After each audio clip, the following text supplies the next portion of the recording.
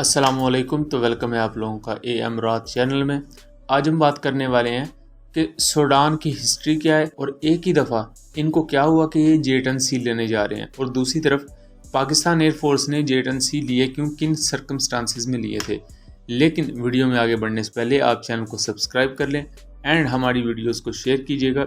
तो रिसेंटली मैंने कुछ अर्सा पहले एक वीडियो बनाई जिसमें मैंने बताया था कि सूडान J-10 एयरक्राफ्ट लेने में काफ़ी दिलचस्पी का इजहार कर चुका है और इसे चाइनीज़ मीडिया ने भी क्लेम किया है। यानी कि चाइनीज़ मीडिया भी इस चीज़ का इदराक करता है कि सूडान काफ़ी करीब है इस चीज़ की डील के। लेकिन यह सवाल ये पैदा होता है कि सूडान, इथोपिया, इरिट्रिया, इजिप्ट, यहाँ मिस्र, यहाँ रशिया की बहुत ज़्यादा इन्वॉल्वमेंट है। इवन सूडान में गोल्ड की कानें हैं, सोने की कानें, और वहाँ रशियन कंपनीज काम भी कर रही हैं। लेकिन ऐसे वक्त में सूडान अपनी पॉलिसी को बदलते हुए चाइना की तरफ जा रहा है। सेम एज इसी पर भी बात की जा सकती है कि पाकिस्तान ने J-10C क्यों लिए थे, क्योंकि कुछ ऐसे सर्कमस्टांसेस है जिनमें हमें J-10C की तरफ जाना पड़ा था। सबसे पहले हम सूडान की 1 बाय 1 बात करें। सूडान बुनियादी तौर पर कोई ऐसा मुल्क नहीं है जिसने कोई बहुत ज़्यादा जंगें लड़ी हैं, या एक बहुत पावरफुल मुल्क नहीं है जो जंगों को पसंद करता है या जो जंगों का हिस्सा रहा है। लेकिन कुछ ऐसे माजी के कॉन्फ्लिक्ट ज़रूर हैं जिनमें सूडान ने हिस्सा लिया है।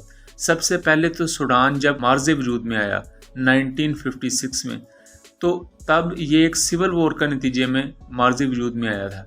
जैसे 1857 में हिंदुओं और मुसलमानों ने मिलकर एक जंग आज़ादी लड़ी थी अंग्रेज़ों के ख़िलाफ़, और वो नाकाम हुए थे।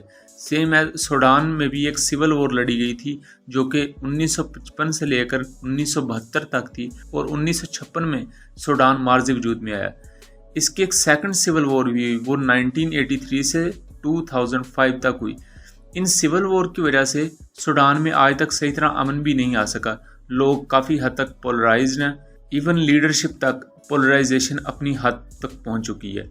उसकी वजह से ओबियसली मिलिट्री पर भी असर पड़ता है। उसके अलावा सूडान के जो इर्द गिर्द के ममालिक हैं उनको देखा जाए तो सूडान के शिमाल में मिस्र पड़ता है, इसके मशरक में इरिट्रिया, और जनूब मशरक़ी किनारे में इथोपिया पड़ता है।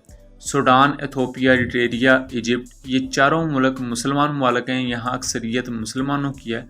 लेकिन मसला यहाँ कब खड़ा होता है, नवंबर 2010 में जो इथोपियन गवर्नमेंट है वो डिसाइड करती है कि वो एक डैम बनाएगी दरिया नील पर, जिसे हम ब्लू नाइल कहते हैं।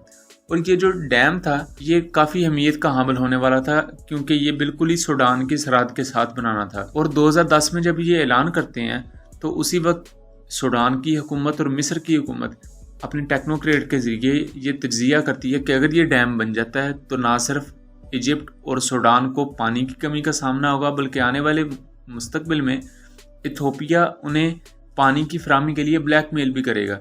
उसके लिए काफ़ी दोनों ममालिक में पैनिक फैल गया। आप जानते हैं कि ये अफ्रीकन ममालिक हैं, यहाँ काफ़ी हद तक सहराई इलाके भी हैं, तो पानी पर इनका ज़्यादा गुजर बसर होता है। इसके लिए 4.8 बिलियन डॉलर मुख्तस किए थे इथोपियन गवर्नमेंट ने।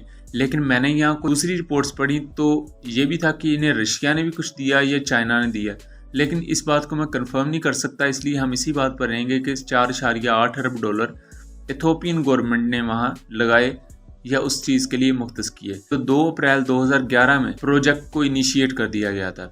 इसकी बहुत ही सख्त मुखालफत की सूडान ने भी और मिस्र ने भी कि इथोपिया क्यों बना रहा है ये डैम। उसके लिए मुख्तलिफ मुज़ाकरात चलते रहे, लेकिन एट दी एंड मुज़ाकरात कामयाब नहीं हुए थे। इवन सूडान में कुछ तंजीमें ऐसी हैं जो सूडान के वजूद के ख़िलाफ़ हैं, सूडान की रियासत के ख़िलाफ़ हैं। उनसे सूडान 2020 से लड़ रहा है, और सूडान का ये दावा है कि इन तंजीमों की पुश्तपनाही इरिट्रिया और इथोपिया करते हैं। ना सिर्फ ये, बल्कि सूडान की हुकूमत यहाँ तक दावा करती है कि जब हमारी पहली सिविल वॉर हुई थी उसमें भी इथोपिया और इरिट्रिया की जो हुकूमतें थी उन्होंने इंटरवीन किया था नेगेटिवली, जिससे एक नफरत का बीज इन ममालिक में बोया जाता है। मुस्तकबिल में 2010 से एक ऑनगोइंग कॉन्फ्लिक्ट चल रहा है जो कि बॉर्डर कॉन्फ्लिक्ट है इथोपिया, इरिट्रिया और सूडान के दरमियान। इवन इरिट्रिया और इथोपिया ये दोनों भी 1990s या 2000s में आपस में जंग लड़ चुके हैं। उस जंग पर भी मैंने वीडियो बनाई थी। तो अगर इथोपिया और इरिट्रिया की बात की जाए, इनके पास Su-27, MiG-29 जैसे जहाज़ मौजूद हैं। ऑल्दो सूडान के पास भी MiG-29 जहाज़ मौजूद हैं, लेकिन MiG-29 4th जनरेशन जहाज़ हैं, काफ़ी पुराने भी हो चुके हैं, दुनिया की एयर फोर्सेस उन्हें रिटायर कर रही हैं। लेकिन जो SU-27 जहाज़ है ये आज के दौर में भी कारआमद है और बहुत ज़बरदस्त है। इस वक्त मुस्तकबिल की जो एक तूफ़ान आने से पहले खामोशी होती है उसको सूडान सेंस कर चुका है। सूडान इस वक्त ये चाहता है कि जल्द से जल्द अपनी एयर फोर्स को मजबूत किया जाए। ना सिर्फ वो अपनी एयर फोर्स को मजबूत करना चाहते हैं बल्कि अपनी आर्मी को भी नए हथियारों से इक्विप करना चाहते हैं। इसीलिए आई थिंक उन्होंने बहुत जल्दी ये फैसला किया कि हम J-10 एयरक्राफ्ट की तरफ जाएंगे ताकि हमारे पास एक डिसेंट 4th या 4th प्लस जनरेशन का जहाज़ हो, ताकि मुस्तकबिल में आने वाले किसी भी खतरे का हम सामना कर सकें। अगर J-10 एयरक्राफ्ट वो लेते हैं, मेरी मालूमात के मुताबिक वो J-10C नहीं लेंगे बल्कि J-10B एयरक्राफ्ट लेंगे ताकि कीमत कम रहे इस प्रोजेक्ट की, तो उन्हें काफ़ी इसमें एज हासिल होगा। सबसे पहली बात, J-10B काफ़ी एडवांस है इलेक्ट्रॉनिकली SU-27 से। दूसरा, इनके पास PL-12 active radar guided missiles आ जाएंगे जिनकी रेंज 80 से 90 किलोमीटर है। और उसके बाद IRST सिस्टम, एक अच्छा पल्स डोपलर रडार और limited electronic counter measure capabilities भी सूडान की एयरफोर्स को मिलेगी अगर वो J-10 एयरक्राफ्ट लेते हैं। अगर पाकिस्तान की बात की जाए कि पाकिस्तान ने क्यों लिया J-10C, तो पाकिस्तान का मेन एयरक्राफ्ट तो JF-17 ब्लॉक 3 था, पाकिस्तान उसी पर काम कर रहा था और वो इस साल के एंड से पहले पाकिस्तान एयरफोर्स में इंडक्ट हो जाना है। लेकिन राफेल के आने के बाद पाकिस्तान एयरफोर्स के लिए ये चीज़ देखनी ज़रूरी थी कि एक हैवी एयरक्राफ्ट हो, जैसे हम JF-17 के साथ F-16 यूज़ करते हैं, तो इस तरह नेक्स्ट जनरेशन का भी एक हैवी एयरक्राफ्ट हमारे साथ हो ताकि वो कंप्लीमेंट करे लाइट कॉम्बैट एयरक्राफ्ट को लिए।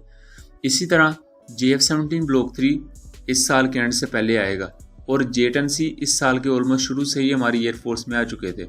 उनके आने के बाद हमारे पास एक गुंजाइश बचती थी कि जो हमारे पास अब थोड़ा सा टाइम बच गया, इसमें हम JF-17 ब्लॉक 3 के लिए कुछ नई चीज़ें भी एलोकेट कर सकते हैं या उनमें कुछ नई तब्दीलियाँ भी कर सकते हैं। JF-17 थंडर ब्लॉक 3 J-10C में पाकिस्तान ने एक ही किस्म के मिसाइल अप्रोच वार्निंग सिस्टम, एक ही किस्म का हेलमेट माउंटेड डिस्प्ले और काफ़ी टेक्नोलॉजी सेम रखी हैं। लेकिन J-10C चूँकि ज़्यादा वेपन कैरी कर सकता है, वो ज़्यादा वेपन कैरी कर भी ले तो उसकी ड्रैग इतनी ज़्यादा नहीं होगी। लेकिन JF-17 ब्लॉक 3 ज़्यादा वेपन कैरी करेगा, उसकी ड्रैग ज़्यादा होगी क्योंकि वो लाइट कॉम्बैट एयरक्राफ्ट है। और ये सिर्फ JF-17 के साथ ही नहीं बल्कि JAS-39 ग्रिपन C और हाल तेजस के साथ भी होगा क्योंकि ये भी लाइट कॉम्बैट एयरक्राफ्ट ही हैं। तो J-10C का आना पाकिस्तान के लिए ना सिर्फ ब्लॉक 3 के हक में बेहतर है क्योंकि उससे हमें थोड़ा सा और वक्त मिल जाता है ताकि हम ब्लॉक 3 में मज़ीद तब्दीलियाँ कर सकें, मज़ीद बेहतरी कर सकें। जबकि सूडान ने क्यों लिया, क्योंकि उन्हें मुस्तकबिल का खतरा नज़र आ रहा है, क्योंकि 2020 से उनके कुछ क्लैशेस भी हुए हैं एरिट्रिया और इथियोपियन साइड से। तो अगर मुस्तकबिल में ये साइड्स उन पर चढ़ दौड़ती हैं या कोई भी ऐसे मामला बनते हैं, क्योंकि वहाँ कुछ प्रोक्सीज हैं जिनको एरिट्रिया और इथियोपिया बैक करते हैं और उनकी सपोर्ट करते हैं और ये प्रोक्सीज सूडान के खिलाफ हैं। इसलिए सूडान को अपना वजूद बचाने के लिए भी एक स्ट्रॉन्ग एयरफोर्स चाहिए और सूडान इस वक्त डेस्परेट है कि वो एक 4th जनरेशन का जहाज़ ले। तो आपका इसके बारे में क्या ख्याल है? अपनी आरा से ज़रूर आगाह कीजिएगा। मिलेंगे अगली वीडियो में, तब तक के लिए अल्लाह हाफिज़।